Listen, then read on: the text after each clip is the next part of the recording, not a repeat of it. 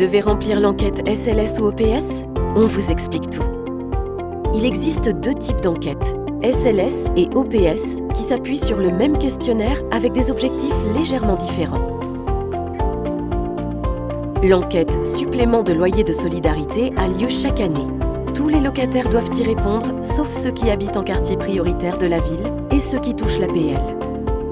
Elle permet de vérifier si les ressources des locataires dépassent les plafonds du logement social. L'enquête Occupation du parc social a lieu tous les 2 ans.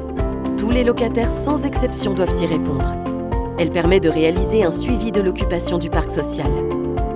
Ces 2 enquêtes sont obligatoires. Les bailleurs doivent les mener et les locataires doivent y répondre. Vous avez 1 mois pour y répondre. Si vous dépassez ce délai, vous pouvez avoir des pénalités. Si vous ne répondez pas à l'enquête SLS, vous aurez une pénalité de 25 € non remboursable. À cela s'ajoute l'application d'un surloyer qui s'appliquera chaque mois jusqu'à ce que vous répondiez à l'enquête.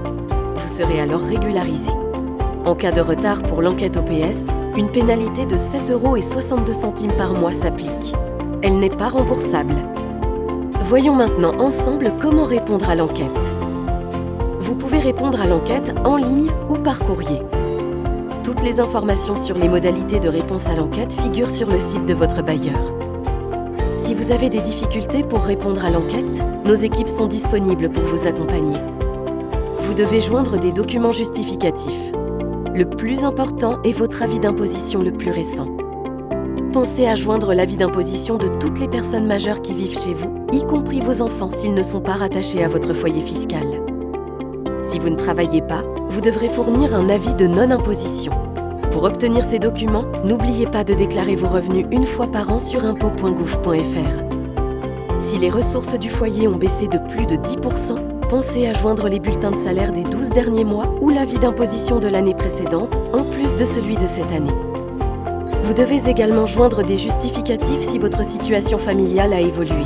Par exemple, un acte de naissance ou un jugement de divorce.